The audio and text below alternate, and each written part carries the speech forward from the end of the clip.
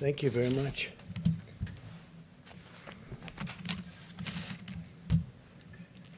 Today we continue to send our love to the great people of New York and New Jersey. We support them fully.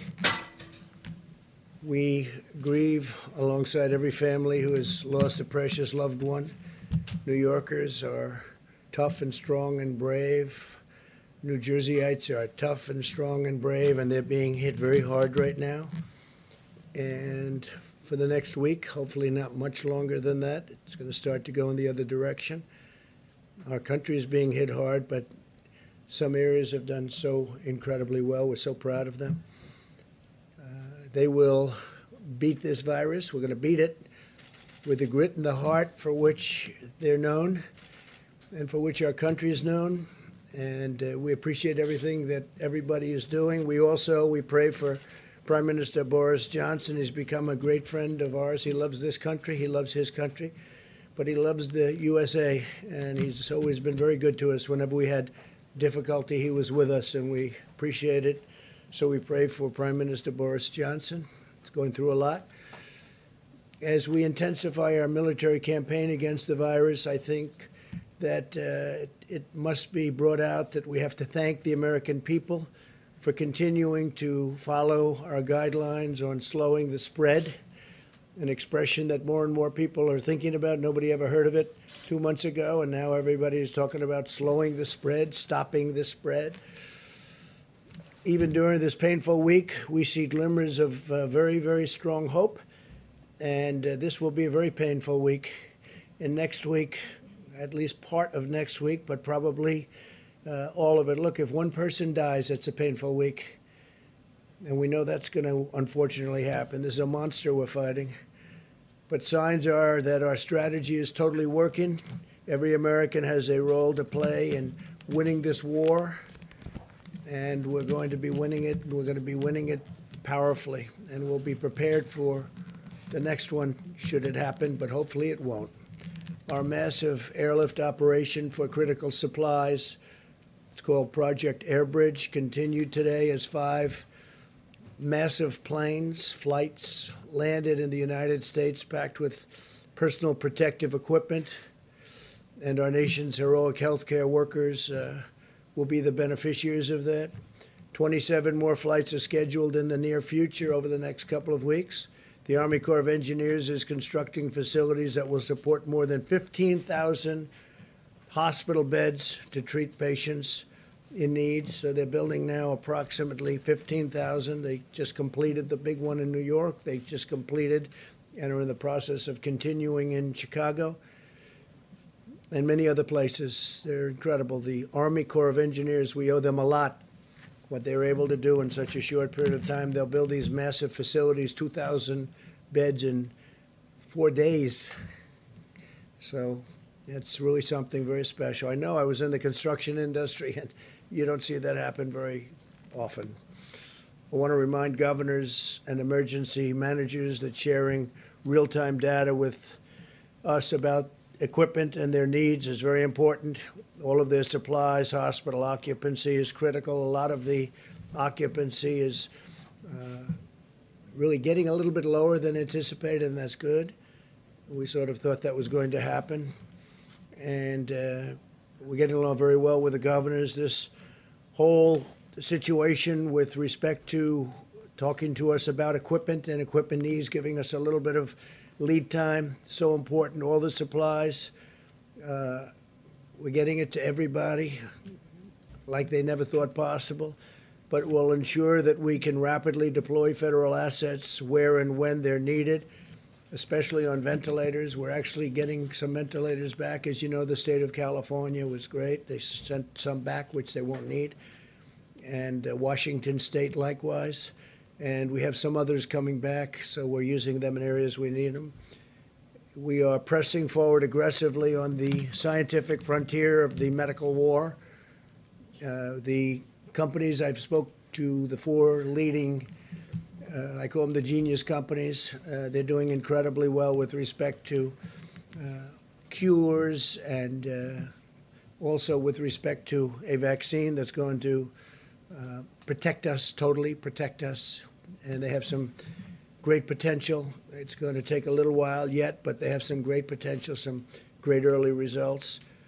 And the governor's been working hard, and we are working hard with the governors. There's been great coordination, especially over the last little while. We're giving them a lot of equipment, a lot of ventilators, but a lot of equipment of all types. And I will protect you if your governor fails.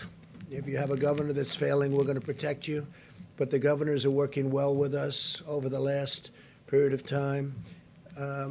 Today, in our stockpile of ventilators, and again, we need the stockpile so we can immediately move them from place to place wherever the monster hits. It's a monster.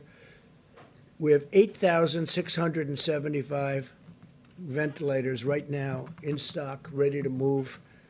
And we have all sorts of incredible soldiers. Our military is going to move them should they be needed. As an example, if we need additional in New York or the New York City area, you have state, you have city, and spoke to Mayor de Blasio, and we've really have a great, well-coordinated campaign with Mayor de Blasio. It's been really good. Spoke to Governor Cuomo. There's been great coordination. So if they need something, we have it. If Louisiana needs something, we have it. Same thing with Michigan. Same thing with Illinois. There are certain spots that are very hot, and we'll see what happens. But we'll know pretty much. We'll have time, and we'll be able to move it. In addition to the 8,675 ventilators, we have 2,200 arriving on April 13th.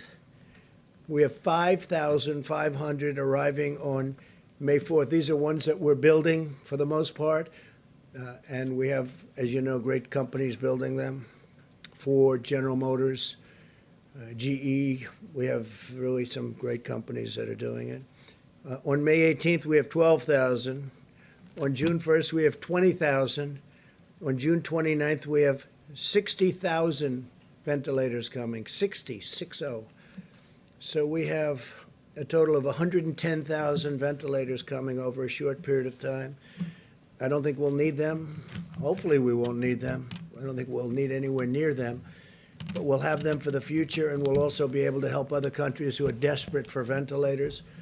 The UK called today, and they wanted to know would it be possible to get 200, and we're going to work it out. We got to work it out. They've been great partners, United Kingdom, and we're going to work it out for them.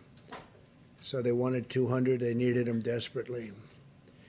We now have 10 drugs in active trials, with 15 more soon to follow, as well as 2 vaccine candidates in active clinical trials.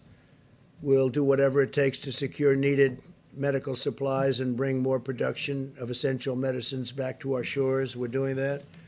We're bringing them back to our shores. A lot of these companies, they went a little bit haywire. They went away from this great country, and they had them produced elsewhere. So we're going to start bringing them back.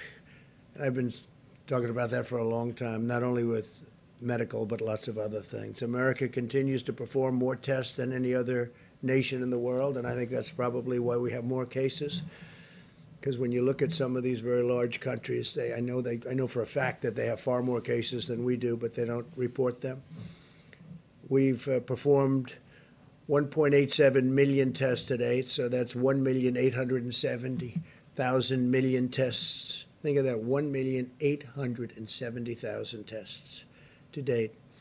And now we're performing them at a level that nobody's ever seen before.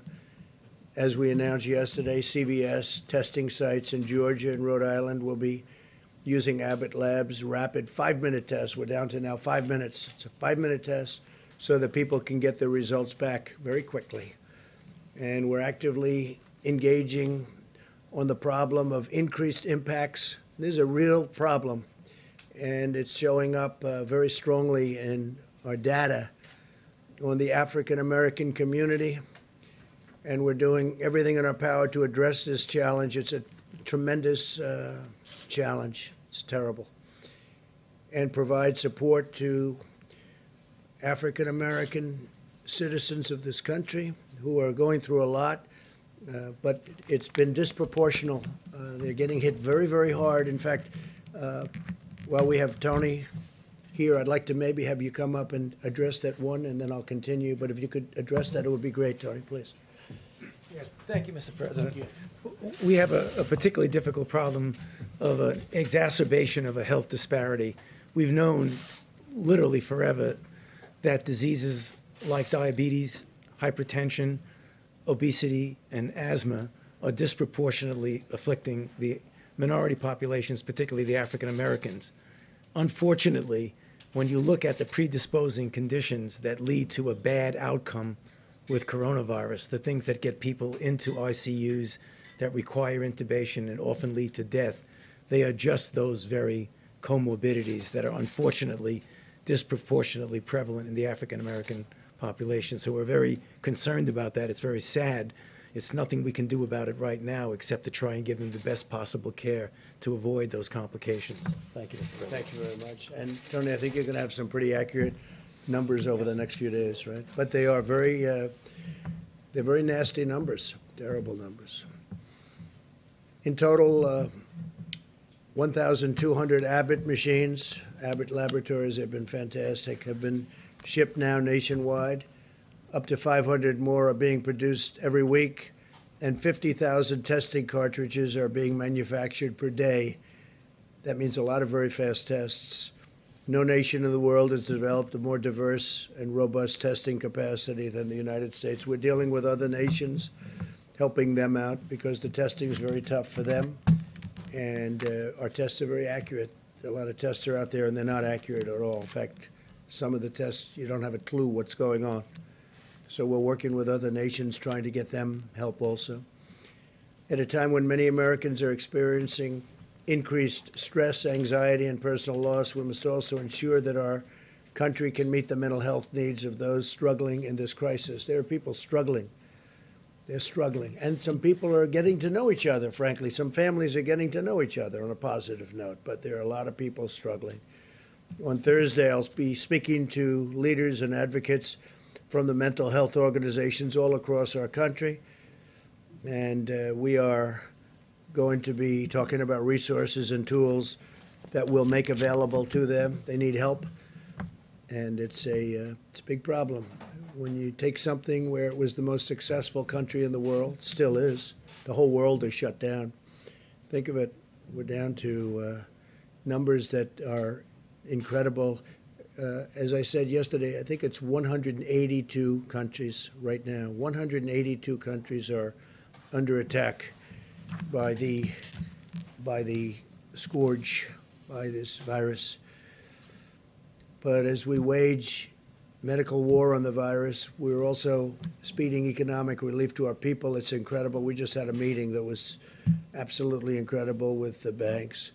I spoke with leaders in the banking and finance industry about our efforts to help American workers and employers. As of today, small business has processed more than $70 billion in guaranteed loans and will provide much-needed relief for nearly 250,000 businesses already. So we are going to be providing tremendous amounts of money to the small businesses of our country who have been absolutely clobbered, and they'll be keeping open, and they'll be paying their employees, and they'll be all set to go. We're going to have a rocket upward. I want to thank David Solomon, CEO of Goldman Sachs, Brian Moynihan, CEO of Bank of America, Gordon Smith, co-president, COO of J.P. Morgan Chase, Charles Scharf, CEO of Wells Fargo, Michael Corbett, CEO of Citigroup, Al Kelly, CEO of Visa, Michael Miebach, CEO of MasterCard, Noah Wilcox, CEO, Chairman of Grand Rapids State Bank, and we had numerous others also on the call, and I just appreciate them. We're way ahead of schedule, by the way. We're way ahead of schedule. The Paycheck Protection Program has been incredible. So based on the incredible success of the program, I'm announcing that I'll be asking Congress to provide an additional $250 billion for the Paycheck Protection, which will help keep Americans employed to facilitate a quick and full recovery. We're doing very well We're looking very bipartisan. A lot of people want to do it, and the plan is amazing. You know, they're processing hundreds of thousands of loans, and this is the big banks that are doing it, the community banks. But the biggest banks right now in our country are doing it, and they're doing it for a lot of reasons. One of them is they want to help people. The WHO, that's the World Health Organization, receives vast amounts of money from the United States, and we pay for a majority, a biggest portion of their money. And they actually criticized and disagreed with my travel ban at the time I did it, and they were wrong. They've been wrong about a lot of things, and they had a lot of information early, and they didn't want to. They seem to be very China-centric, and we have to look into that. So we're going to look into it. We give a majority of the money that they get, and it's much more than the 58 $58 million is a small portion of what they've gotten over the years. Sometimes they get much more than that. Sometimes it's for programs that they're doing, and it's much bigger numbers. And if the programs are good, that's great as far as we're concerned. But we want to look into it. World Health Organization, because they really are. They called it wrong. They called it wrong. They missed the call. They could have called it months earlier. They would have known, and they should have known, and they probably did know. So we'll be looking into that very carefully, and we're going to put a hold on money spent to the WHO.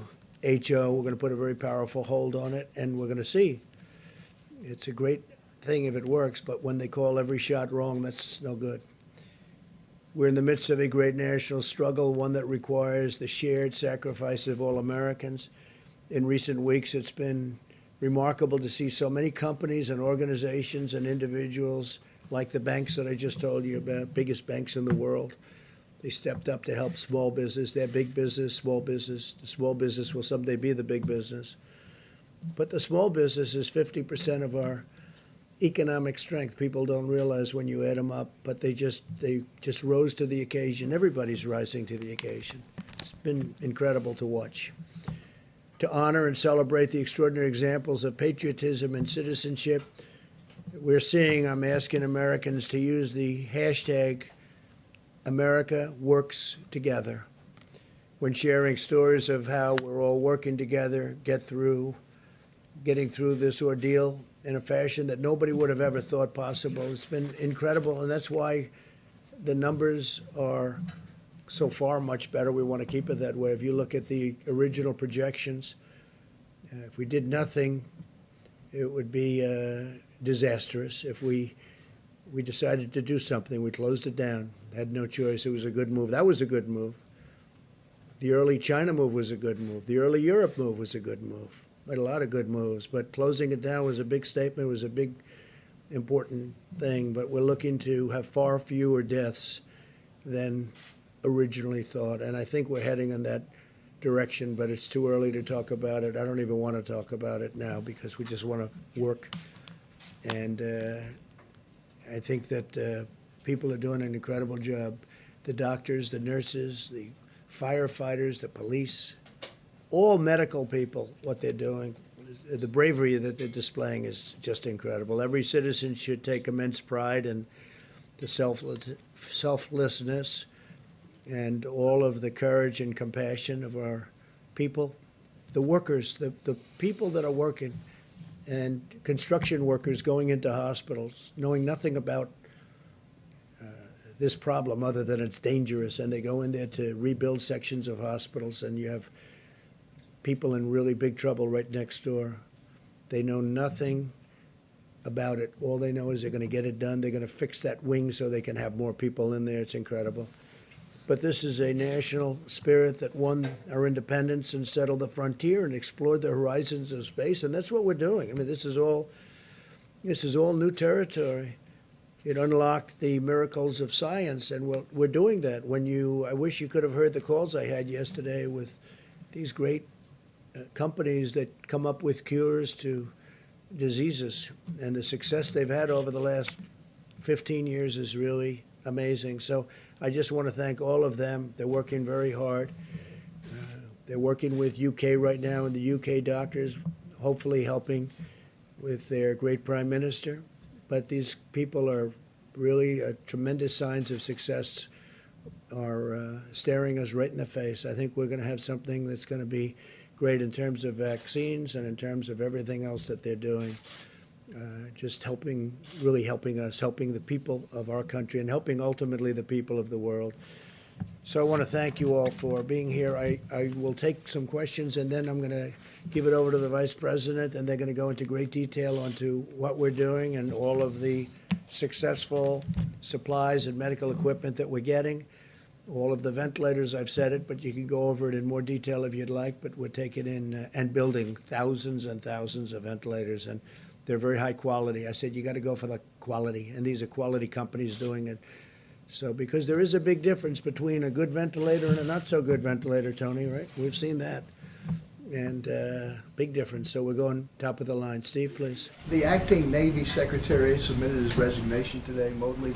Why did that become necessary, and what role did you have in this, sir? Well, I had no role in it. I've heard, I don't know him, but I've heard he was a very good man.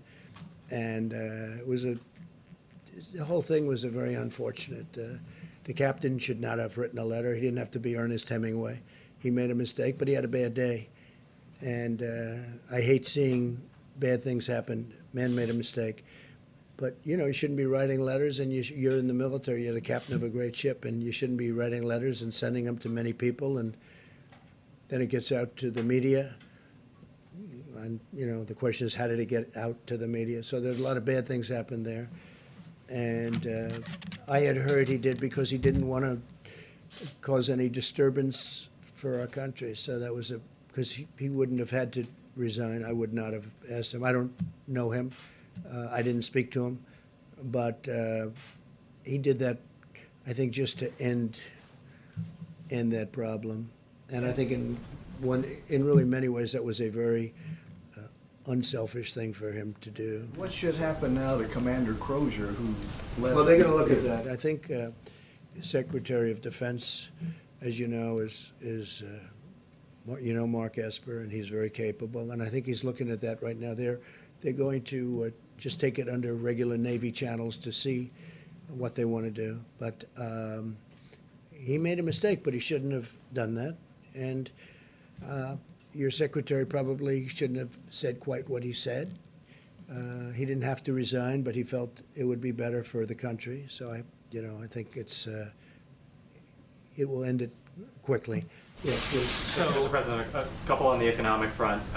The $250 billion that was added today, or will be added for the small business loan program, brings it to $600 billion in total. Do you think that figure is enough? Might there need to be more down the line? You know, when you see hundreds of thousands of applications, don't forget they're for $3,000, for $7,000, some for a couple of million. I guess one of the banks said a couple of million. So they're for different, very varying amounts of money. And there's a limit on the top, and then there's really no limit on the bottom as to what it might be. But it's really popular. It's hundreds of thousands of applications. They really like it. What I like is it keeps these companies together, these little companies. Just like we're going to help the airlines and the big companies, we're going to help the little companies. And the banks are running. Nobody's equipped to do a thing like that, but the banks are equipped.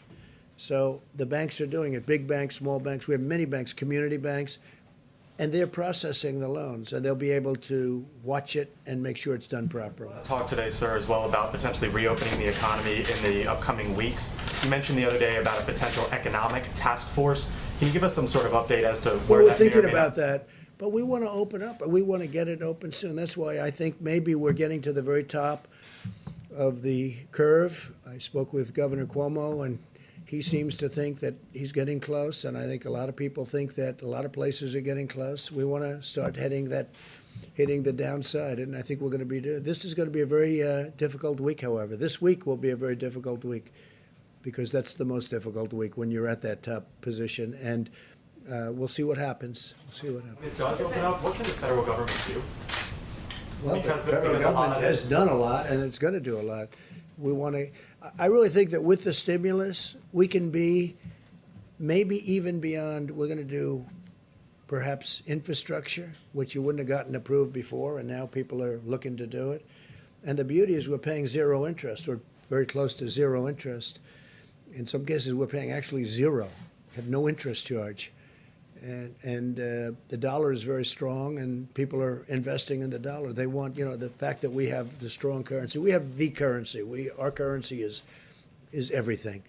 And other companies, other countries want to be in our currency. So we're getting all of the investment wanting to come into the dollar. The dollar is the strength. The dollar is the whole ballgame. We have a strong dollar. Other currencies are going down, way, way down in some cases. You look at other countries, I won't mention them, but other countries are going down 22%, 25%, 28%, and it's very hard for them. That makes it much more difficult. With us, our currency is relatively now stronger than it ever was, or it was over the last few years relative to other countries. It's always relative to other countries, but our currency is very strong. So therefore, people want to invest. If we do a bond issue to do infrastructure, everybody wants a piece of that issue, even at zero interest. Yeah, please. Did you see these memos that reportedly Peter Navarro wrote back in January? When did you see them, and how does these memos sort of square with what you've often said, that nobody could have predicted this? It sounds like he was predicting. I didn't see him, but I heard he wrote some memos talking about pandemic. I didn't see him. I didn't look for him either. But that was about the same time as I felt that we should do it. That was about the same time that I closed it down. I asked him about it just a little while ago because I read something about a memo. I said, "Did you do a memo?" I didn't see it. I didn't ask him to show it to me. He said, "Yes, I talked about the possibility of a pandemic." Nobody said it's going to happen, but there is a possibility. There always has been a possibility, but people wouldn't talk about it. But it was right about the time that I closed it down. And interestingly, the World Health Organization was not in favor of us closing it down. And if we didn't close it down, we would have lost hundreds of thousands more lives. So we did a good thing. Yeah. So at the time, though, when Peter Navarro did circulate those memos, you were still downplaying the threat of coronavirus in the U.S. You were saying things like, "I think it's a problem that's going to go away within a couple of days." It will go away. You said within a couple of days the cases will be down to zero. Well, the cases really didn't build up for a while, but you have to understand, I'm a cheerleader for this country. I don't want to create havoc and shock and everything else, but ultimately, when I was saying that, I'm also closing it down. I obviously was concerned about it because I closed down our country to China, which was heavily infected. I then closed it down to Europe. That's a big move, closing it down from China and then closing it down from Europe and then ultimately closing it down to the UK. And it was right about that time. But I'm not going to go out and start screaming, this could happen, this could happen. So, again, as president, I think a president has to be a cheerleader for their country. But at the same time I'm cheerleading, I'm also closing down a very highly infected place, specifically the location, as you know, in China that had the problems. And we're closing it down, but we close it down to all of China, then we close it down to all of Europe. Those were big moves, and it was right about that time. Sir, just a quick follow-up, Mr. President. Did you just learn about this today? Say it? You learned about the memo today? I read about it maybe a day ago, 2 days ago. Do you feel like someone among your staff, or Peter Navarro himself, should have told you about the memo earlier? No, it was a recommendation. It was a feeling that he had. I think he told certain people in the staff, but it didn't matter. I didn't see it, but I did. I closed it down. I don't remember it even being discussed. We had a meeting where there were a lot of people. Most people felt they should not close it down, that we shouldn't close down to China, but I felt we had to do it. And that was at almost the exact same time as the memo. If you had read the memo at the time, how would that have changed the steps you took or the statements that you made? I don't think it would have changed because I did. I basically did what the memo said, and the memo was, the memo was pretty good memo from the standpoint that he took, I guess. I didn't see it yet. He was saying that the U.S. warning that the U.S. could lose trillions of dollars and millions of lives. Well, you're not going to lose millions of lives, but you'll lose plenty of money. But I couldn't have done it any better because it was about the same time, and I closed it down to China. And just lastly, so you maintain confidence in him, in Peter Navarro? Of course I maintain confidence. He wrote a memo, and he was right. And I haven't seen the memo. I'll see it later on after this. But it didn't matter whether I saw it or not because I I acted on my own. I guess I had the same instincts as Peter. Peter's a smart guy, and he's a good guy, and he's done a wonderful job. But he wrote a memo, and I guess he talked to various people about it. But ultimately, I did what the memo, more or less what the memo said, just about the time the memo came out. I closed it down. I took a lot of heat. The World, Health Organization was very much against. They didn't like it. They actually put out statements about it. In all fairness to Joe Biden, he called me xenophobic. Like, I don't like China. I like China. I like the Chinese people are phenomenal people. So I was called xenophobic. I was called racist. How could I do a thing like this? Now, since then, Joe said that he was wrong, and he said that I was right. But I closed it down, and I was called names by some of the morning show hosts who don't have a clue what they're talking about. They're not smart people. And I was called all sorts of names when I closed it down to China. Now they try and hide that, the tape of them saying terrible things. But that was a great decision. If I didn't do it, if I didn't do that, we would have had hundreds of thousands more people dying. Yeah, please. You talked a lot about the WHO, and I was wondering, Dr. Fauci had discussed them earlier, so if I could ask you a question about... Well, he respects the WHO, and I think that's good, and he's worked with them for a long time. But they did give us some pretty bad play calling. They've also, I think, given lots of countries in the world accurate coronavirus testing that's been central to your guys' data modeling and so on. That I don't know. I can only say that with regard to us, they're taking a lot of heat because they didn't want the borders closed. They called it wrong. They really called, I would say, every aspect of it wrong. So until the funding freeze. I'm not happy about it. Look, we fund it. Take a look. I mean, go through step by step. They said there's no big deal, there's no big problem, there's no nothing. And then ultimately, when I closed it down, they actually said that I made a mistake in closing it down, and it turned out to be right. But at the time, they did that. So we're just going to take a look at it. We fund it, and they seem to be, I said recently in social media, I said they seem to be very China-centric. That's a nice way of saying it, but they seem to be very China-centric. And they seem to err always on the side of China. And we fund it, so I want to look into it. Yes, please. I think a quick follow-up on that. So is the time to freeze funding to the WHO during a pandemic? No, maybe not. I mean, I'm not saying I'm going to do it, but we're going to look at it. You did say that. We give a tremendous, no, I didn't. I said we're going to look at it. We're going to investigate it. We're going to look at it. But we will look at ending funding. Yeah, because you know what? They called it wrong, and if you look back over the years even, they're very much, everything seems to be very biased toward China. That's not right. I wanted to follow up. You talked about African Americans and how they've been disproportionately affected by the coronavirus. Seems to be, unfortunately. Do you plan on requiring the CDC, any federal agencies or state agents, public places doing tests and private companies doing tests to collect that data on the race of the people being tested and the race of the people being treated and the outcome? Well, we're just seeing tremendous evidence that African Americans are affected at a far greater percentage number than other citizens of our country, because we're dealing with our country. Now we're looking at it from a worldwide standpoint. Tony Fauci is looking at it very strongly, but these numbers have started to come out, and they're very strong, and they're pretty obvious. I mean, you're talking about... You will release that Seema, would you like to publicly? talk about that for a second, please? I think one of the things that we're going to be doing with our Medicare data is to do that analysis. We're going to look back at the last month or so and look at, related type illnesses going forward. We now have a code for coronavirus, so we can actually stratify by demographic information, so we can look at race as a factor. We can also look at what the underlying health issues are as well. So we'll be providing that data very shortly. But we will be doing that analysis. We're working on that very hard. This is something that's come up over the last, I hadn't heard this, and then over the last few days this has come up more and more. And I don't mean by a little bit. I mean many times. It's a real thing. Now, we want to find cures, we want to find therapeutics, we want to find vaccines, because that will solve everybody's problem.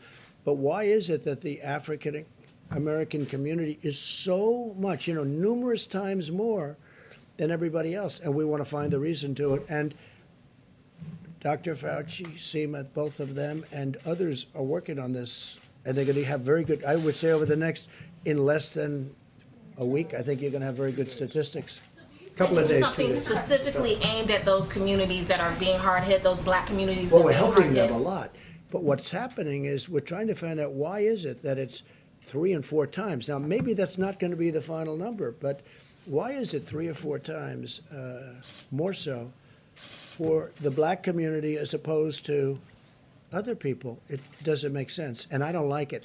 And we're going to have statistics over the next probably 2 to 3 days, okay? Mr. President. Yeah, please. In the back. Thank you. I'd like to ask a question on behalf of myself and a colleague who couldn't be here due to social distancing. Thank you. Who are you with? Who? With Hearst Newspapers. I'm the principal today. Thank you. Some banks are only providing Paycheck Protection Program loans to clients with whom they have existing banking relationships. And you spoke to banking CEOs today. I wonder if you'll ask them, these lenders, to accept applications from all small businesses, not just the businesses with whom they have existing Okay, they'll be doing relationships. that. But we're also working with small community banks, so they will be doing that. It's a question I've already spoken about. I mean, in many cases, they have long-term relationships with thousands of companies. I was amazed to see how many, you saw the number of applications. It's hundreds of thousands. It's a lot of work. But I did ask that question, and they are working on that. Yeah. Thank you. And my second question from a colleague is, Congressman Jerry Connolly, a Democrat from Northern Virginia, told the local D.C. CBS station that you personally requested the CARES Act stimulus bill be stripped of $25 billion for the Postal Service. Connolly claims that unless the USPS gets that $25 billion, the agency will be run out of money by June.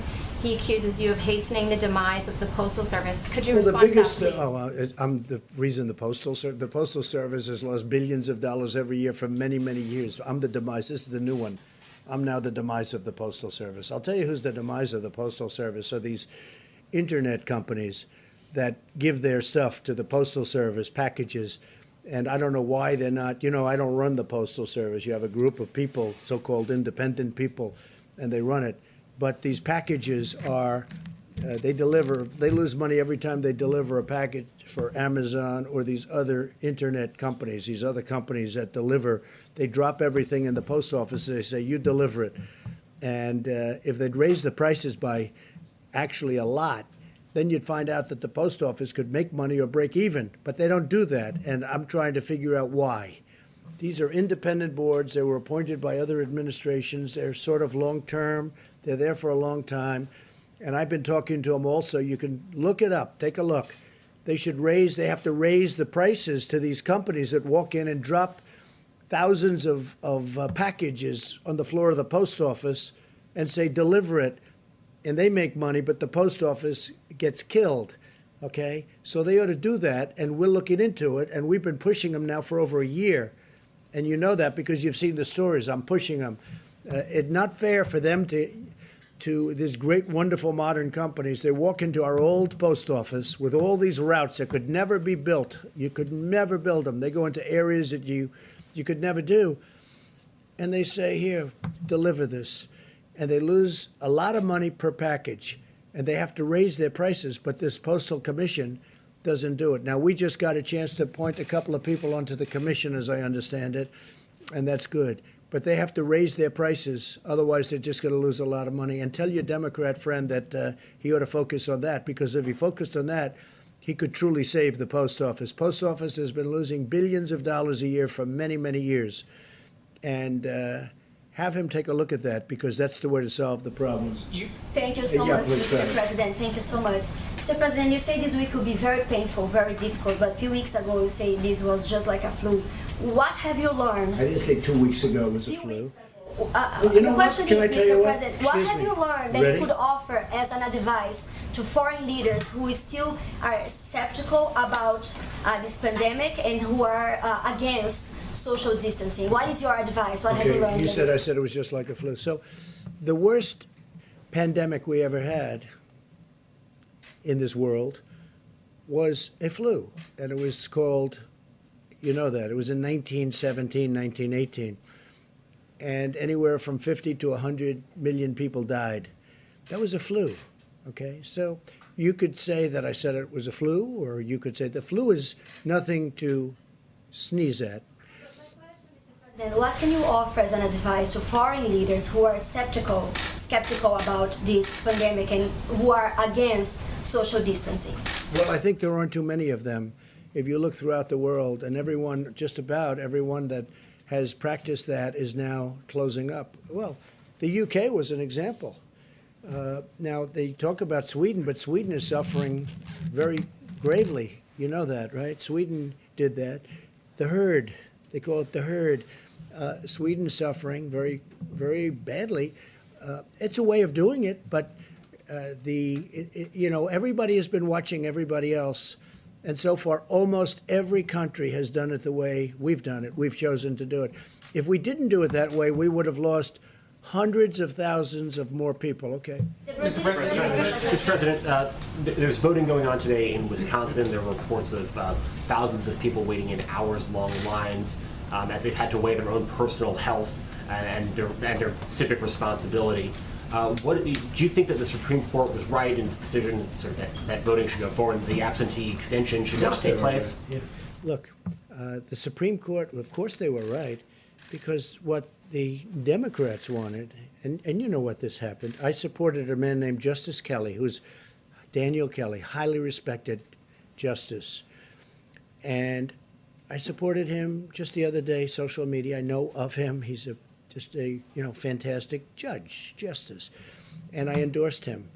And as soon as I endorsed him, they wanted to move the election. They didn't want to move the election. As soon as I endorsed him, the Wisconsin Democrats say, oh, let's move the election to 2 months later. They didn't mind having the election until I endorsed him, which is very interesting. And now they talk about, oh, safety, safety. Well, it was 15 minutes after I put out an endorsement that they said we have to move the election. They didn't want to move the election before that. The other thing they wanted to do, which is crazy, at the end of the election, they wanted to have 1 week for proxies to come in or mail ballots. Now, mail ballots, they cheat, okay? People cheat. Mail ballots are a very dangerous thing for this country because they're cheaters. They go and collect them. They're fraudulent in many cases. You got to vote. And they should have voter ID, by the way. You want to really do it right. You have voter ID. But the Democrats, and this was turned over in the Supreme Court yesterday, I give great credit to the court, they actually didn't want to have an election day. They wanted to have election day, and then a week after election day, you choose your, all these ballots come in, these mailed ballots come in. The mailed ballots are corrupt, in my opinion, and they collect them, and they get people to go in and sign them, and then they're forgeries in many cases. It's a horrible thing. And so what happened is, the Democrats in Wisconsin, they had no problem with the election being today until I endorsed the Republican candidate, Justice Kelly, Daniel Kelly. And as soon as I endorsed him, they went crazy. They went crazy. And you know that's true. And now all of a sudden, because go back 2 weeks, go back 2 days, they didn't want to move the election. They were having the election. They were fine because they thought they were going to win the election. Then I endorsed him, and all of a sudden they think they're not. Now I understand there are lines that go back a long way. I hope they're going to vote for Justice Kelly. Okay. Mr. President, do you think that Americans with millions of pills of hydroxychloroquine donated, is there a plan or system in place to track the potential side effects? Well, you saw the representative. Serious harm. So is there a plan to track the side effects? The side effects are the least of it. You have people dying all over the place, and generally the side effects are really with the Z-Pack, having to do with the heart. The Z-Pack, that's the antibiotic, not with the hydroxychloroquine. So a woman last night, I watched her on one of the shows, good show, Laura, and she was. She thought she was dead. She was a representative from Michigan. She was just in horrible shape for 12 days, 14 days. She thought she was dead. I think she said that her doctor said she's, it's going to be very tough. She saw me talking about this, and she asked her husband to go to the drugstore. Now, this is a Democrat representative, a person that, perhaps wouldn't be voting for me. I think she'll be voting for me now, even if she's a Democrat, even if she's a Democrat representative. And they went to the store, which I made available because we have millions of doses. We have, I think, 29 million doses of this drug. And she asked her husband, she said, please go out. I'm not going to make it. Please, you have to hear her story. Please go out, get it. He went at 10 o'clock in the evening to the drugstore. He got it. He gave it to her. Now, you know, I don't say it works like this at all. 4 hours later, she awoke, and she said, I feel better. And then shortly thereafter, she felt great. This is a woman that thought she was going to die. I mean, she's a Democrat representative, highly respected woman, African-American woman. I don't know if you saw it. As you asked a question about African-American, she was an African-American woman, a great woman. Her manner of speaking, the way she told the story was beautiful. I asked my husband to go and get it. He got it. She is now okay. I mean, she was interviewed last night on television. And she thanked me. She thanked me even in a tweet. She said, I want to thank President Trump. He saved my life.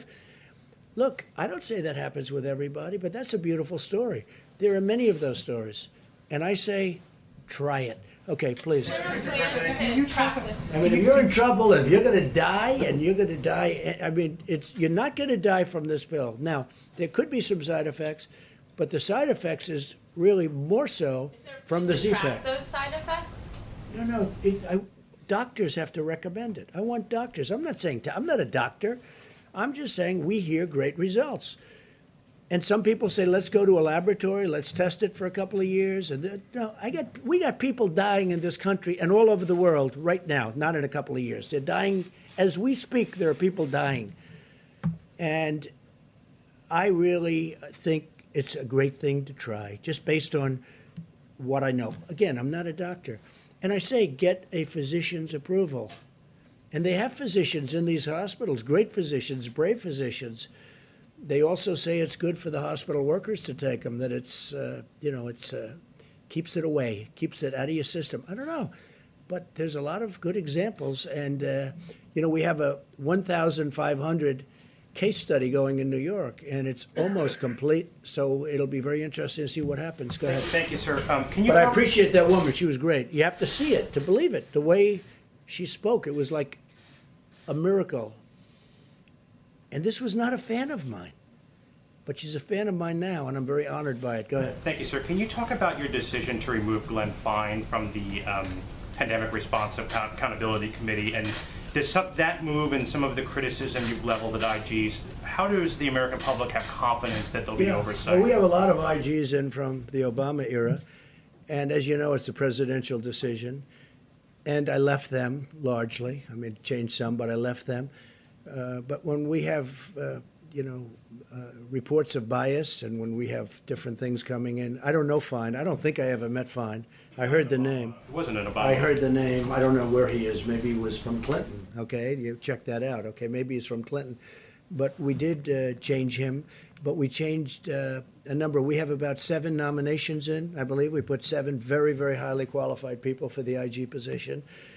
And, that's a decision that I could have made 3 years ago, and I could have made 2 years ago. And but we're putting in, not so much for him, we're putting in 7 names. I think it was 7, and they're going in now. Yeah. Mr. President, when you talk about the WHO being China-centric, what exactly are you talking about? Is it because China has underplayed how many victims they've had? They seem to come down on the side of China. Don't close your borders to China. Don't do this. They don't report what's really going on.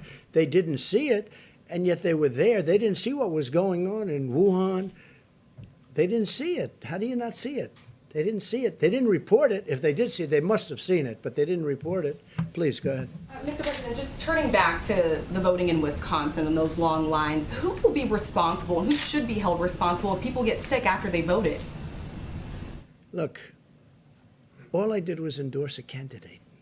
I don't know anything about their lines. I don't know anything about their voting. I love the state. But you also encouraged I people to won get out the and vote state. today as well. Will you take some of the responsibility if some of I those won people the get state, sick? which is rare for a Republican to do, but I won the state of Wisconsin. I'm going to win it again because we've been great to the people of Wisconsin, as you know, with our policies, and they like me and I like them.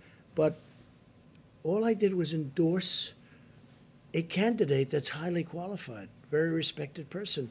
And all hell broke loose as soon as I did that. And then all of a sudden they want to change.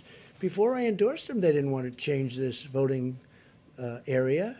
There was no problem with the Democrats voting until I endorsed the candidate. Then they said, let's move it 2 months. Let's move it 3 months later. Safety, safety, safety, right? All of a sudden they want safety.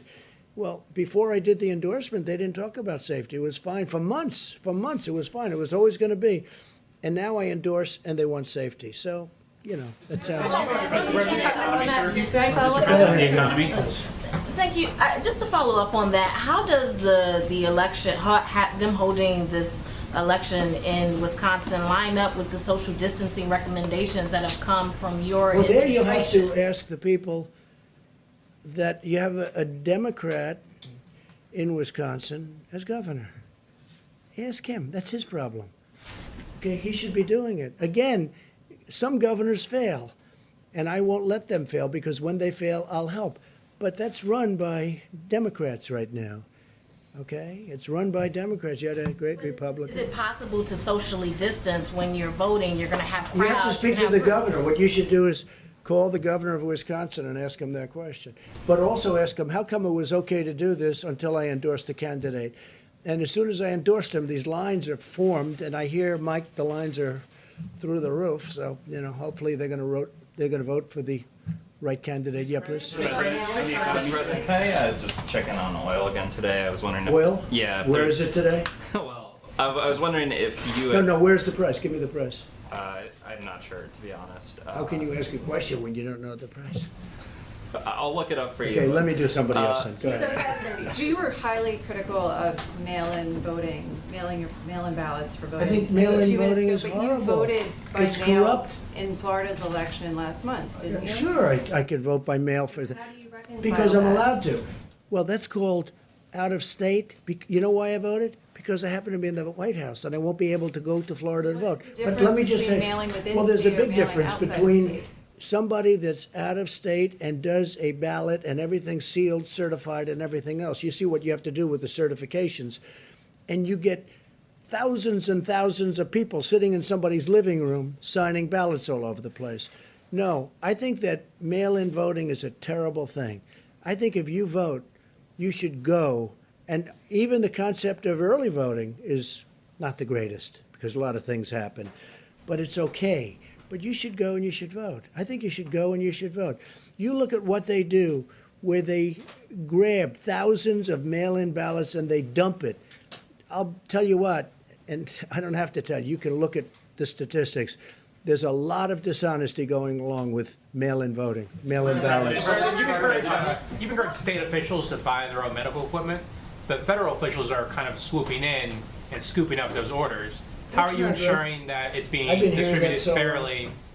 Well, we're getting great prices on equipment. We're getting great prices on equipment, and we're helping the states.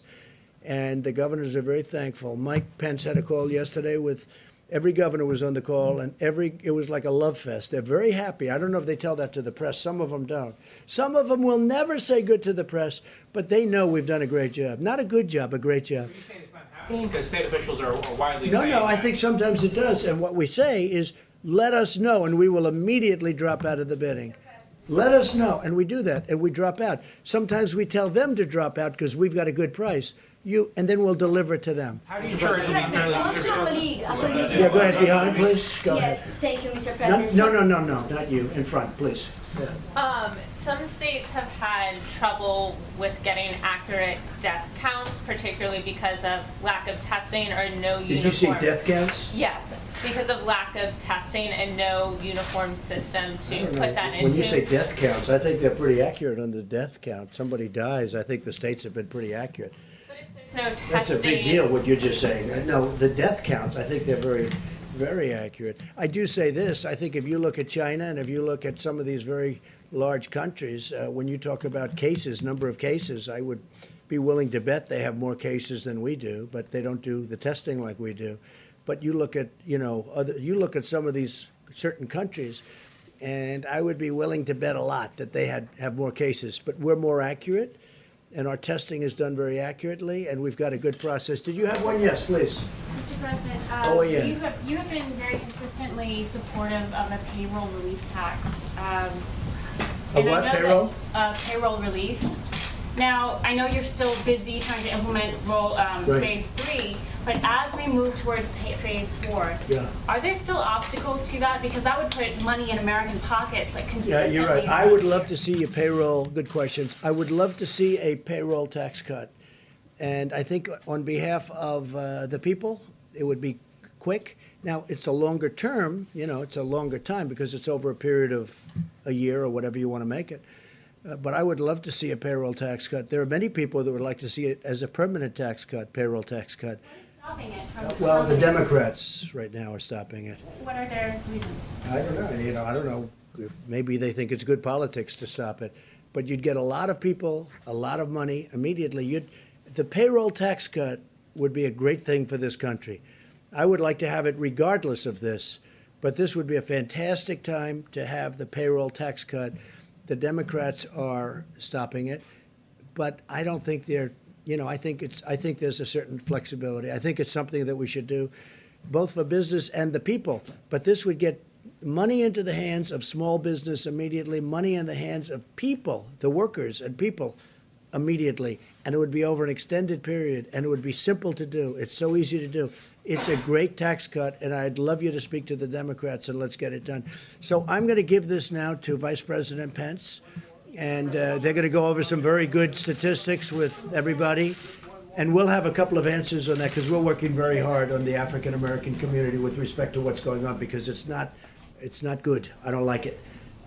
And we're going to have some very good statistics, Tony, I think, over the next couple of days. So thank you all very much. Thank you.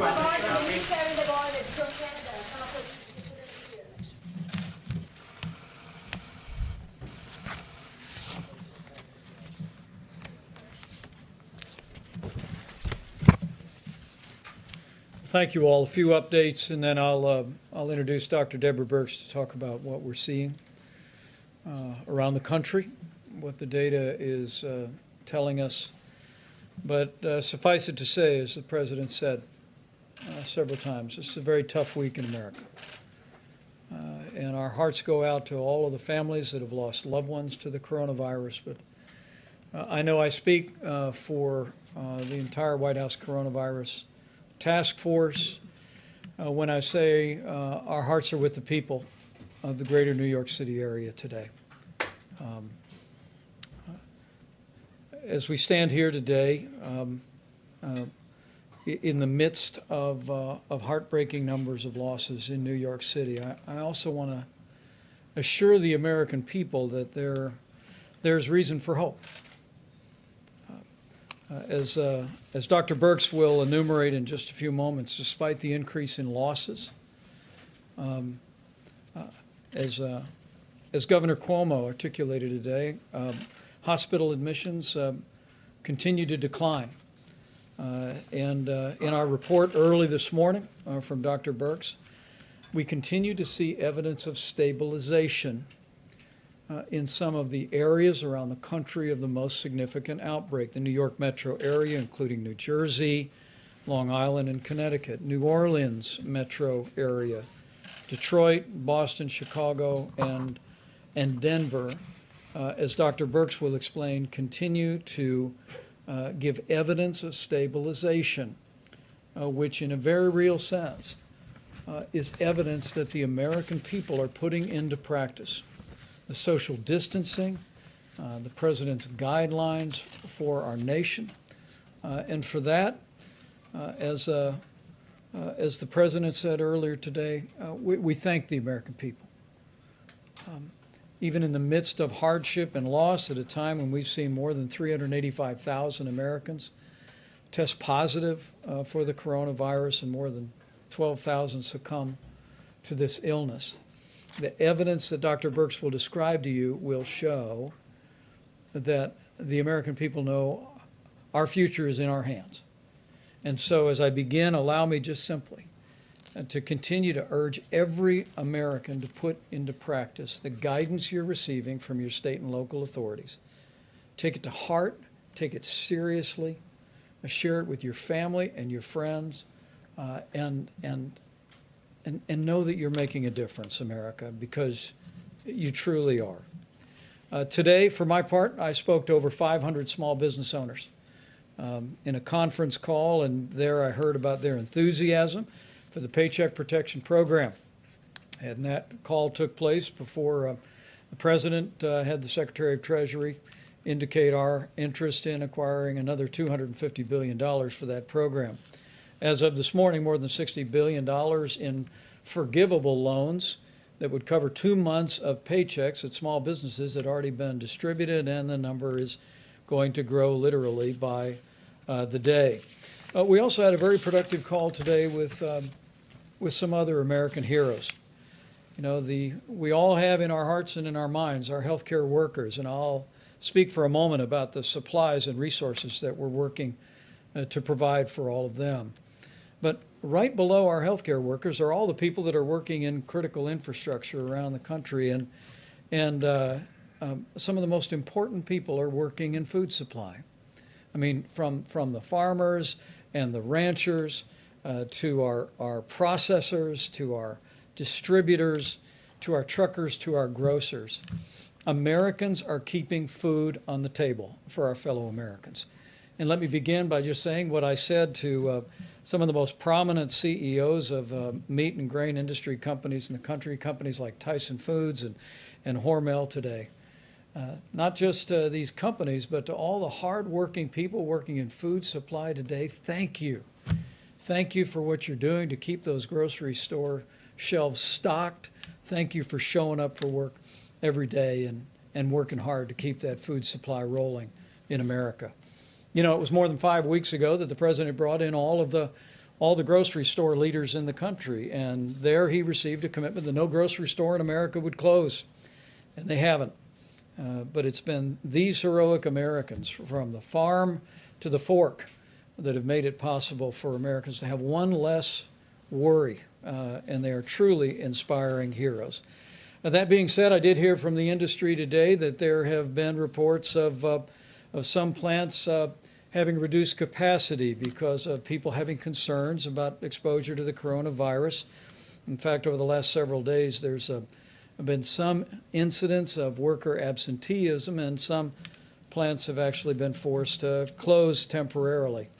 And so on behalf of the President, on behalf of our entire team, and on behalf of a grateful nation, let me just say to all of you that are working in the food industry at every level across the country, just understand that you are vital. You are giving a great service to the people of the United States of America.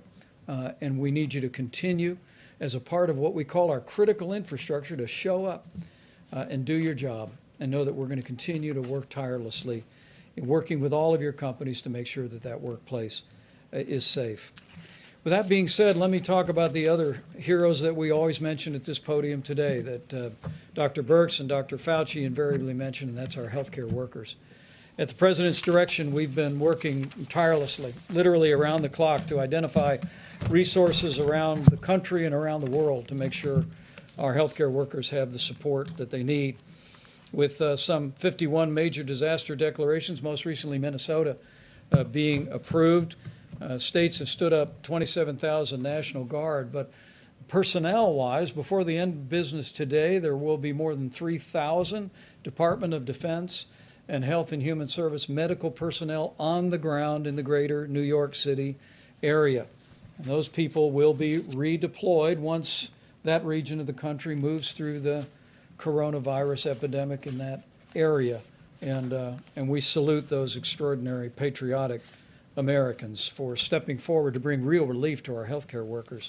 With regard to equipment, Admiral Polovchek reported to the task force throughout the course of the day today that we have continued to distribute ventilators across the country. We're sending additional ventilators from the Strategic National Stockpile. Maryland will receive 50 ventilators. Delaware will receive 50 ventilators. And that will leave more than 8,400 ventilators still in the national stockpile.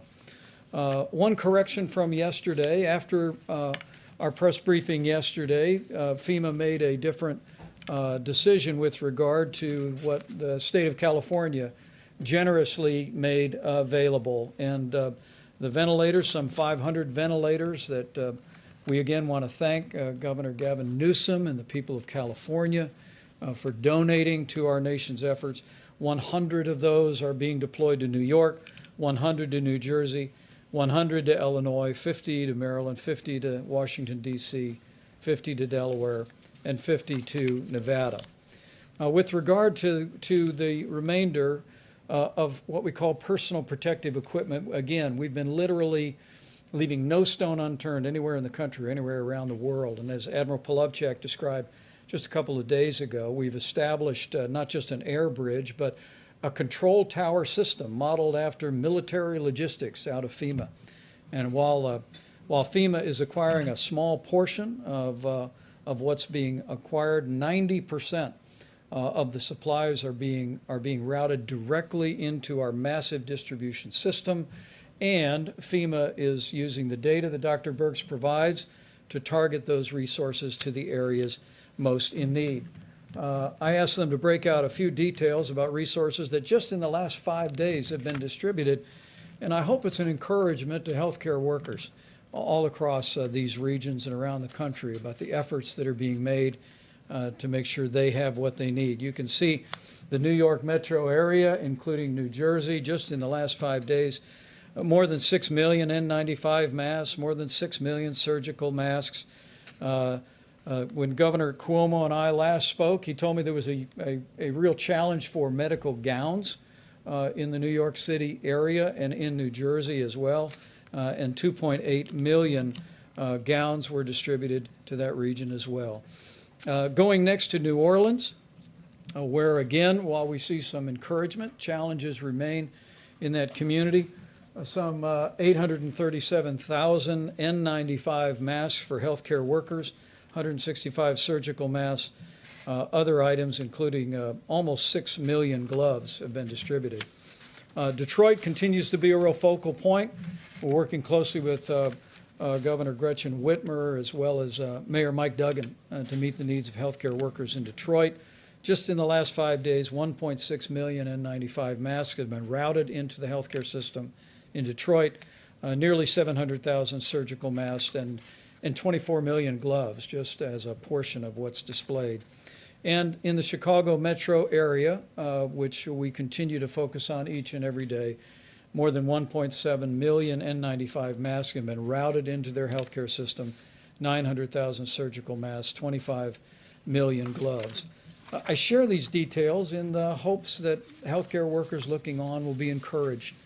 At the President's direction, we are making every effort to make sure you have the resources you need to do your job, to do it safely, and to go home safe to your family, even while you provide that extraordinary and courageous care that our healthcare workers are providing literally around the clock in the midst of the coronavirus challenge.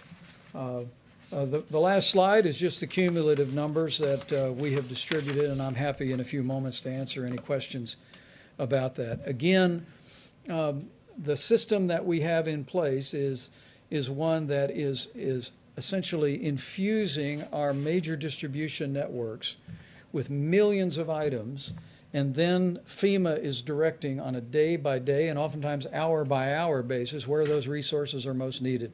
And we'll continue to do that as the coronavirus makes its way through these communities and through communities that are very much on our watch list today. Let me just lastly say that, again, I want to thank the American people for stepping up and doing your part. We continue to be overwhelmed with one story after another where people are doing social distancing, where people are looking after one another, where they're checking in with a phone call to an elderly friend, a family member, to make sure they're okay. I mean, we are on the front end of 30 days to slow the spread. And I will tell you, as a non-scientist up here, that I see glimmers of hope in the early numbers that we're seeing come out of the greater New York City area, New Jersey, even New Orleans and Detroit and Chicago. There does appear to be, as Dr. Birx will explain in more detail, there does appear to be evidence of leveling, evidence of progress, but this is exactly the time for all of us to redouble our efforts to do everything each and every one of us can, not just to protect our own health and that of our family and our loved ones, but to do our part to ensure that we lessen the impact of the coronavirus on America as a whole, but even more importantly, that we lessen the impact on lives by ensuring that we do our part to make sure that no one that is vulnerable is unnecessarily exposed to this virus. With that, let me yield to Dr. Birx and then Seema Verma and Dr. Fauci, and we'll take all your questions. Thank you, Mr. Vice President.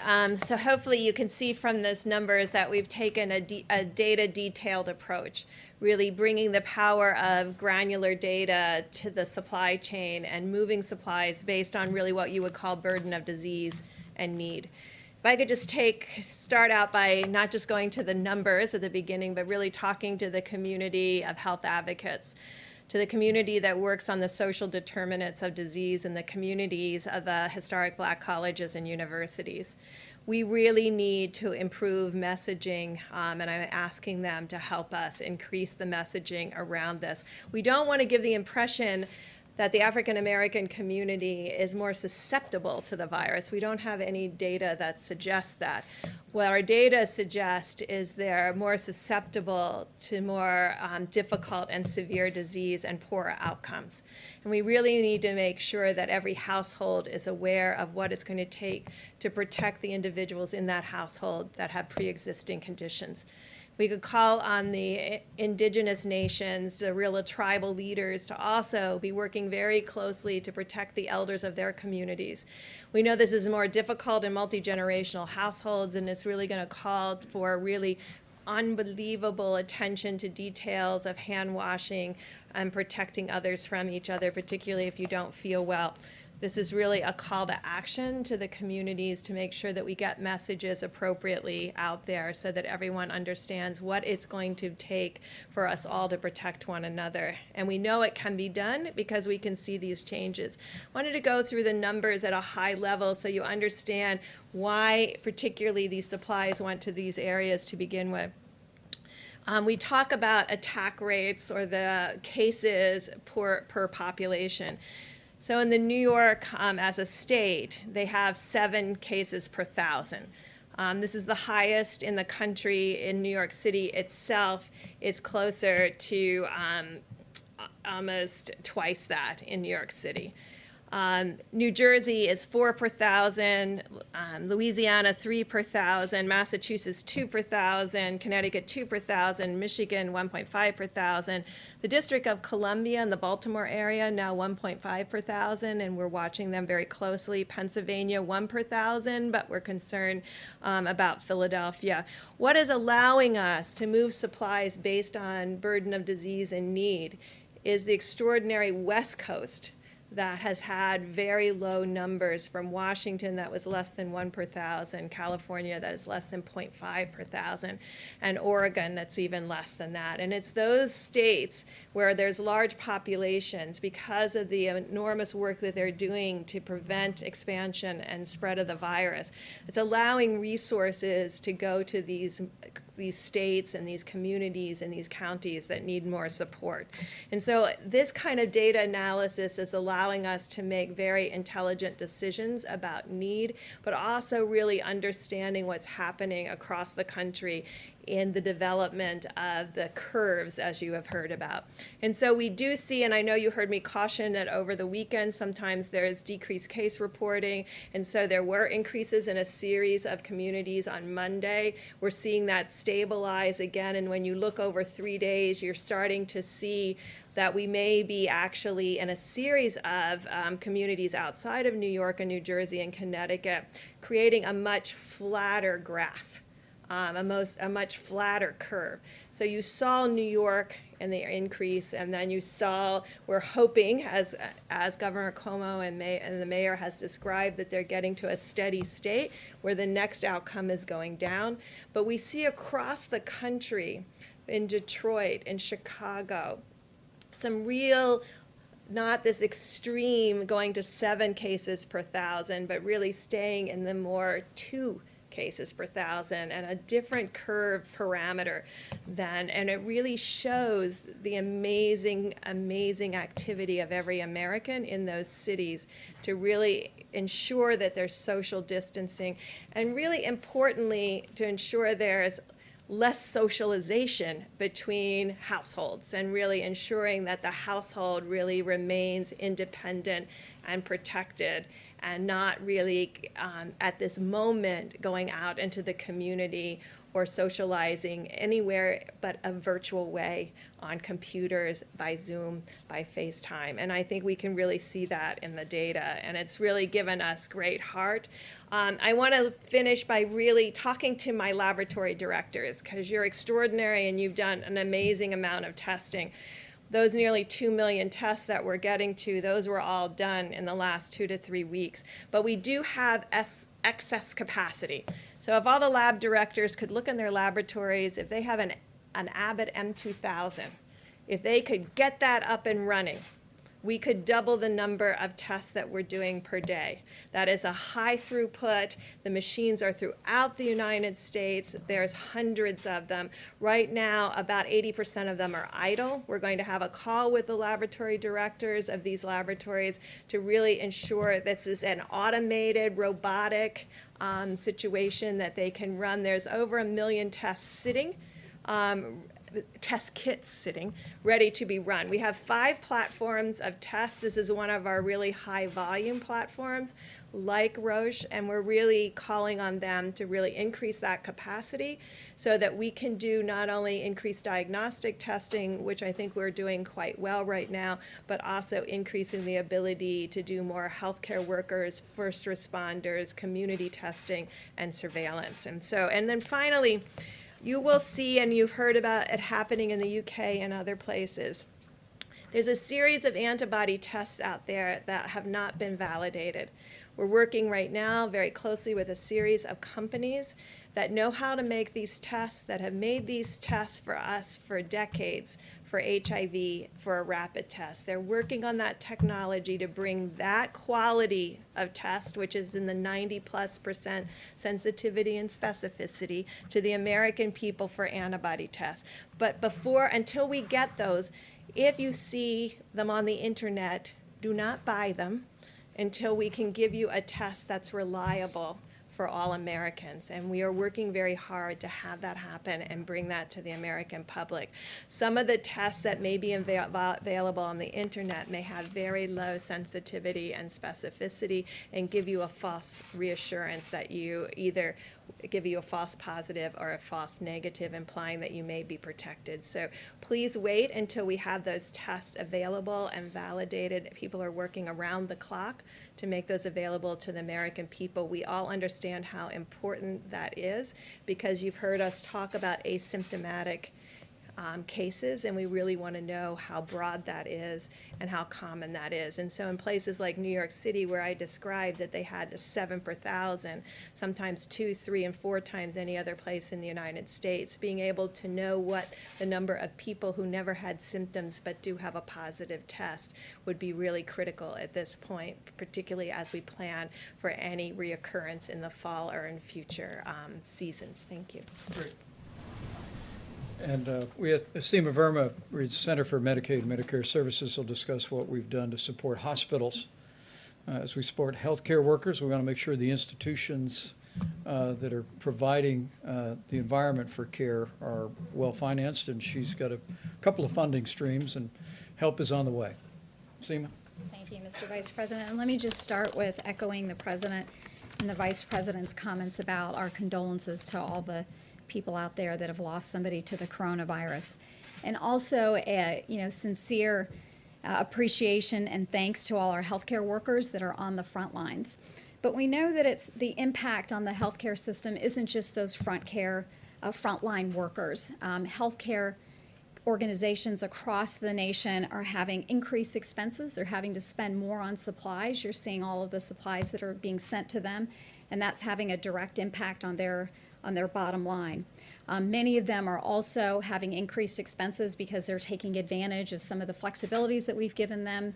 Hospitals without walls, they're putting, you may see tents out in their parking lots where they're doing testing or screening, so they have a lot of increased expenses as well. Other healthcare organizations are not performing essential surgeries or other services. A lot of them are moving to telehealth, and that represents lost revenue for these healthcare organizations across the country. And so the President has asked us to address this issue. About 10 days ago, we put out something called accelerated payments that we do in the Medicare program, and it allows us to advance payments to providers based on their historical Medicare revenues that they receive. So just in 10 days, we've been able to provide payments to providers. We had about 25,000 requests. We've processed about 70% of these. It's happened in about 5 days, and the total on that is about $34 billion that we've managed to put into the healthcare system. But those are essentially loans. The President has asked us to go further with this and to start the implementation of the CARES Act. That provides $100 billion to the healthcare system. You've heard Secretary Azar talk about the focus on some of those dollars going towards the uninsured, but the President wants us to accelerate getting those dollars out. And so this week we will be putting out another $30 billion, which are grants. This is going to be based on Medicare revenue.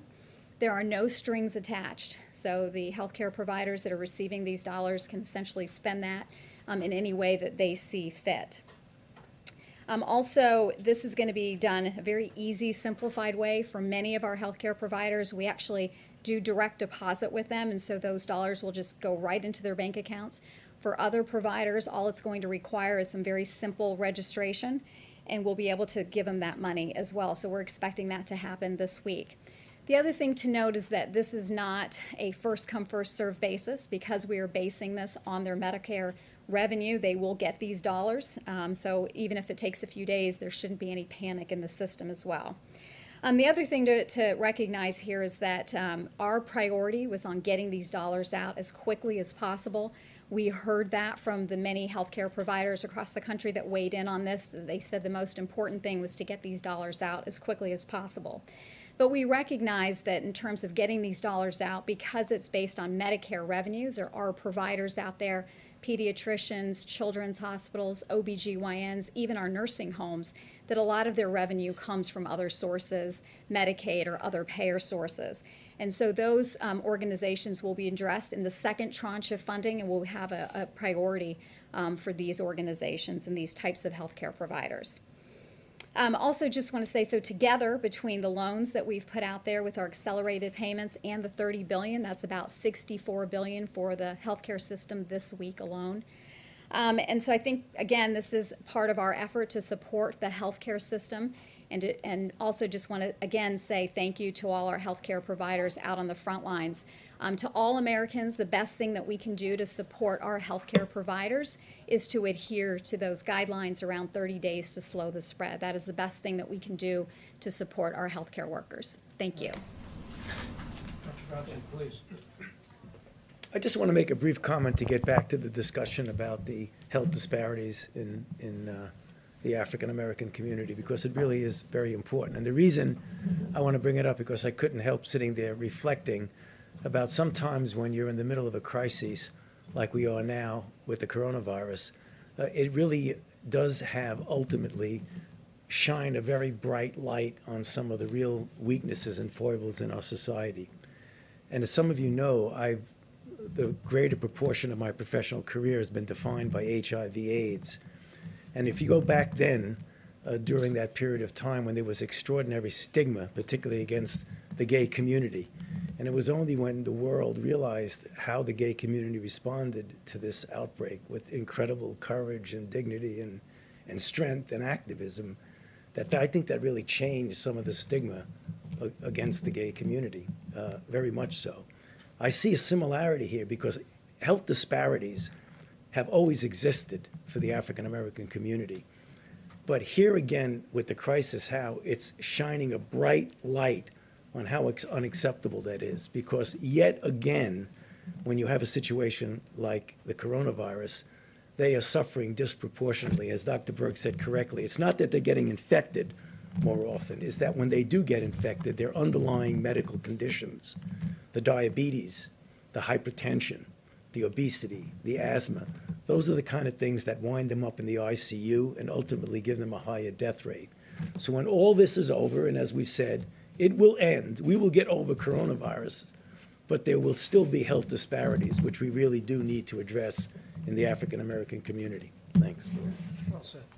Questions for our panel, please. Yeah, for Mr. Vice President, and then a question for Dr. Birx as well. Sure. On the ventilator issue, with 8,400 of them in the stockpile and tens of thousands more coming, why are states like California and Washington needing to send ventilators to other states, and is that smart if they might need them later on? Well, I'm going to let Dr. Birx speak about what's happening in California and Washington, because it is a real credit to the people of both states and the leadership of both states to see the progress that we've made. We continue to witness that the numbers where the outbreak began, we all remember when this first emerged in the Seattle area, the numbers continue to be steady and low. And what we've seen the governor of California do, what we saw the governor of Washington State do, and the governor of Oregon, where the coronavirus hasn't arrived to a large extent in Oregon, I think is in keeping with the highest tradition of the American spirit.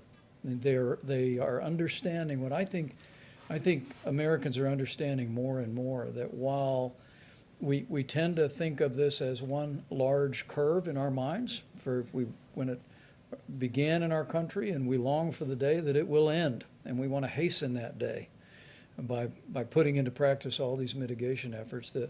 The reality is, what these experts have explained to this lay person, is that what we're actually going to witness is a number of small curves that will cumulatively mean that curve. And for Oregon, for Washington State, for California to recognize where the need is, and then to partner with us and FEMA to make sure the resources are there at the time of the need, at the point of the need, I think is really inspiring. But Dr. Birx, do you want to speak to that? Yeah, I want to be clear. No, we didn't ask for their ventilators. They looked at their epidemiologic curves. These states have amazing health commissioners, and I think when this is over, we'll really be. All of the models were based on something we have never attempted to do anywhere in the world. We have never attempted to do this kind of mitigation. It was always theoretic to many individuals. And now we see across the globe people mitigating against this virus, realizing that their own behaviors can change the course and future of this virus in their communities, which is really astounding, the power that gives us to actually understand that we can compete against this virus and do well. And so I think their governors and their health commissioners looked at their curves, looked at their hospitals, looked at their ICU, and looked at their needs, and then decided that they didn't need those at this time and wanted to make it available for other states that were in more of that 2 per 1,000, 3 per 1,000, 4 per 1,000, and 7 per 1,000. And I think we'll learn a lot from other states and other communities to really understand how to do this better next time. And I think this is what will teach us, because we've never attempted anything like this, at least in my lifetime, where we've had, these 30 days to stop the spread. I mean, we've not ever put out information like that. So I think you heard the CDC director talk earlier today about, in the models, how different individuals thought communities would mitigate and the rate at which they would mitigate. And I think you can see that across the world, we're learning that when you give communities the information that they need to understand what's going on, and you're transparent, that communities can be part of the solution in a transparent and amazing way. And I think this kind of education and dialogue is always critical when you want communities. I think when I first started here 5 weeks ago, I said that we will win based on what the communities are able to do as a community of Americans. And I think we're all really deeply impressed about what they were able to do. So it's the governors who decided. The testing backlog, I just had a quick follow-up question on that. How close are we to getting into that 24-hour window you've talked about being very important? And then what is the status of the self-swab test? So we're tracking all of that very closely. I use my time here to appeal to people specifically, the health educators, the health advocates, because I know the power with them. But to my lab directors, I really need the Abbott M2000 online, because that means we can do an extra 100,000 tests a day, and there's enormous power in that. The ability to self-test, last time I had my test here, I self-tested, so it can be done. It's straightforward. It works very well with that rapid 5-minute test. But what we now have to create, and I know that's always difficult because everybody wants one of something, we now have to create a mosaic that brings together where we know every single machine is in the United States, where our gaps are, and then align resources with need and gaps in the testing, and ensure that we have the right laboratory test for the right community. So you can see there would be communities, particularly the Indian Health Service or rural communities, where that Abbott ID Now kit could be incredibly helpful, because otherwise they're shipping it all the way to a capital, maybe 3 states away, and that's going to add 2 or 3 days to the wait time, which we're trying to get away from. The backlog, 2 or 3 days, or what would you? It varies state by state, and we'll be talking with all of the states about really changing how we do testing in the community to really ensure that we're testing optimally. Because right now we have still focused very much on hospital diagnosis because we know it will make a difference in treatment. So these major laboratories are still putting drive-through tests at the back to all the hospital tests. And so that's where the backlog is in the drive-through tests. So I know if you're an outpatient, not an inpatient, but if you're an outpatient, that is where the delays right now are, but it's state by state, and so some states have 24-hour, 48 hours for both their outpatients and inpatients. Others have short for inpatient and longer in outpatient, and then we're trying to reconcile those two pieces. Right. And the team is actually meeting tonight to review that, but one of the data points that we review is literally on a state-by-state basis what the turnaround time is for testing, and we continue to work that. And these Abbott laboratory devices there's 18,000 of them across the country. When you go to your doctor office and get a strep test, it's that device. All Abbott Laboratories has done, with strong and swift efforts of the FDA, is create a test to put in that for the coronavirus, and it's a 15-minute test. And so I want to renew our call to all the healthcare providers around the country is find your Abbott device, and we'll work our hearts out to get a test to you. How about in the back corner? Mr. Vice President, thank you. One for you and then one for either of the doctors, if you don't mind. For you, sir, back to this idea of reopening up the economy, since it's not like there's a switch that you can just turn it back on. How does the administration envision this happening? Is it guidance from the White House and you hope the governors follow it? Are you going to put it in the governor's hands or the mayor's hands? How do you envision all of that working together? Well, the one thing I can assure you is that the President's decision in that regard is going to be informed by what the data shows and about decisions about when we can responsibly reopen America and put America back to work. I can tell you the CDC will have new guidance tomorrow that the CDC will be publishing for people who were in proximity to an individual that tested positive for coronavirus but have no symptoms. And CDC will be publishing new guidance about how those individuals and the circumstances under which they might be able to return back to work using some facial protection and monitoring their temperature, but we'll detail that for you. But what we're going to be doing over the weeks ahead is, while we focus every day at the point of the need, as the President said many times, our first mission is to save lives. And that means to slow the spread, to bend the curve, to continue to engage the American people, which they are admirably doing, to continue to put all the social distancing into practice. But there is a dual track that the President has already initiated. Some of the best minds here at the White House are beginning to think about what recommendations will look like that we give to businesses, that we give to states, but it'll all, I promise you, be informed on putting the health and well-being of the American people first. Dr. Birx? Either for Dr. Birx or for Dr. Fauci. Or do either of you want to take that? Or? Go ahead.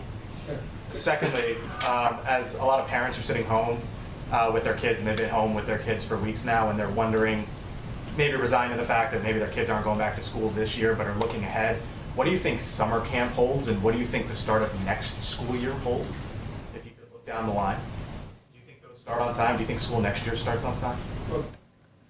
Can I say a word on behalf of teachers, since I'm married to one? There you go.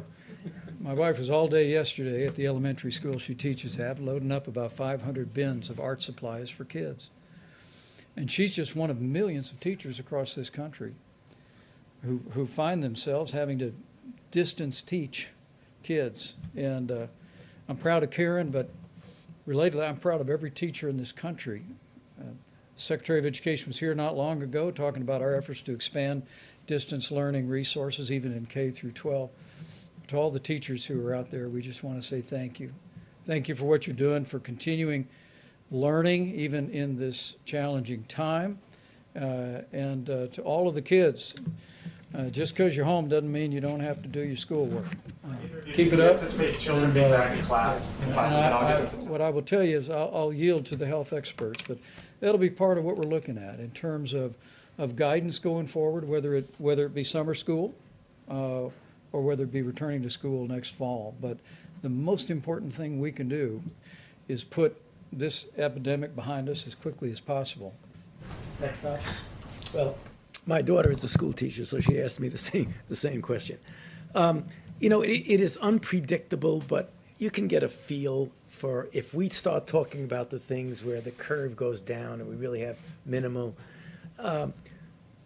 how we respond and what kind of a rebound we see or don't see, I think is going to have a lot of influence, probably more immediately on things like summer camps than it does in the fall.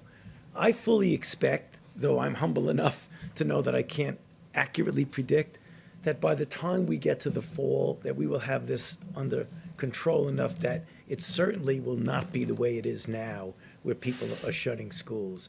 My optimistic side tells me that we'll be able to renew to a certain extent, but it's going to be different. Remember now, because this is not going to disappear.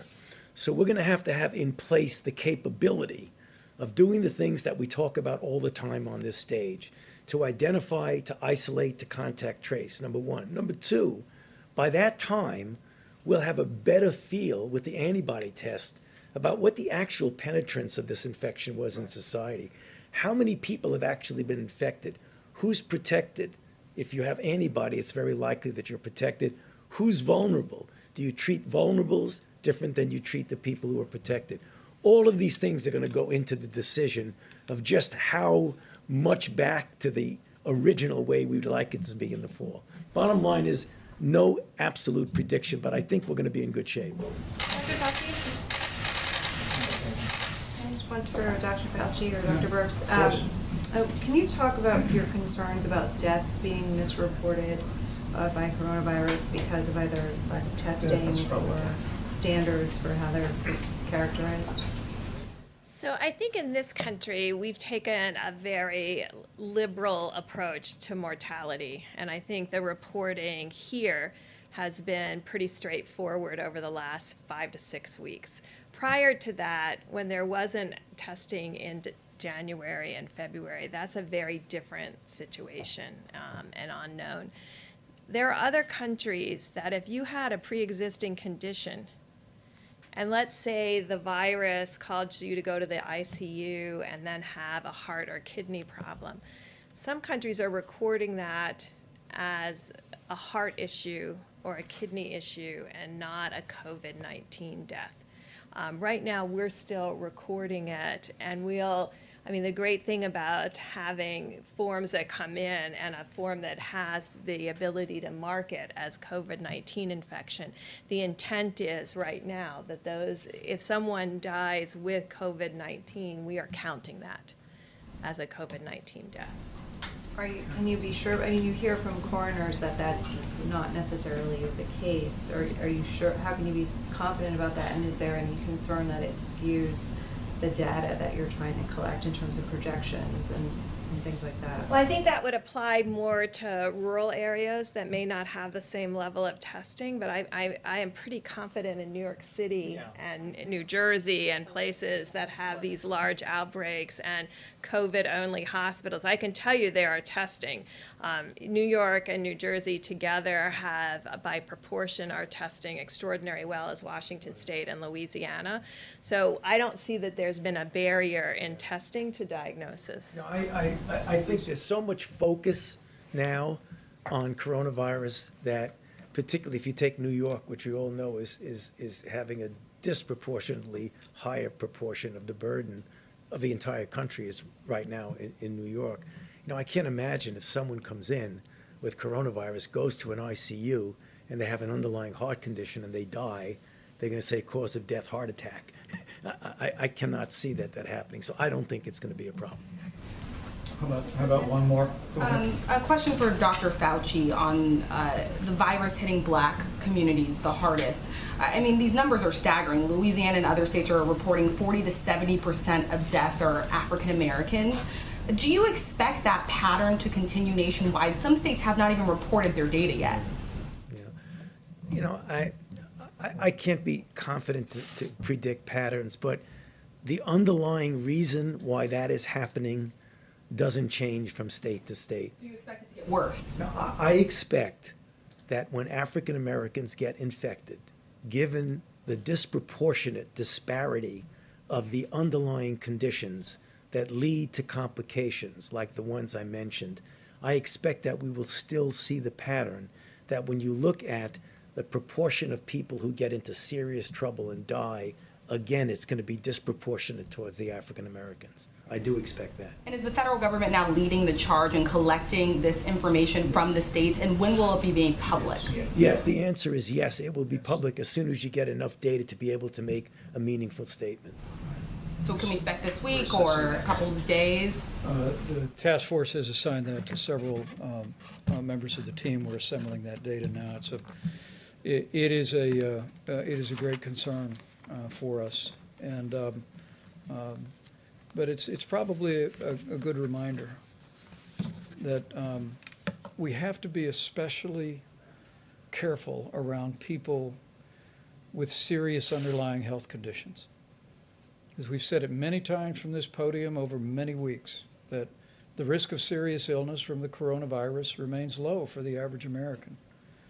But for anyone from any community that has a serious underlying health condition, particularly senior citizens with serious underlying health conditions, the risk of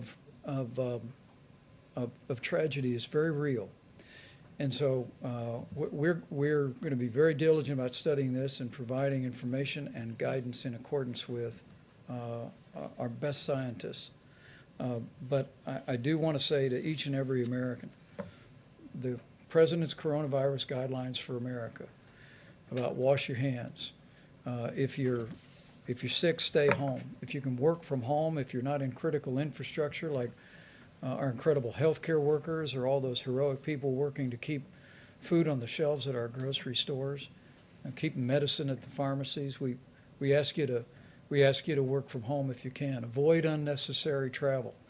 Avoid gatherings of more than 10 people. Use a drive-through at a restaurant. Don't go in the restaurant.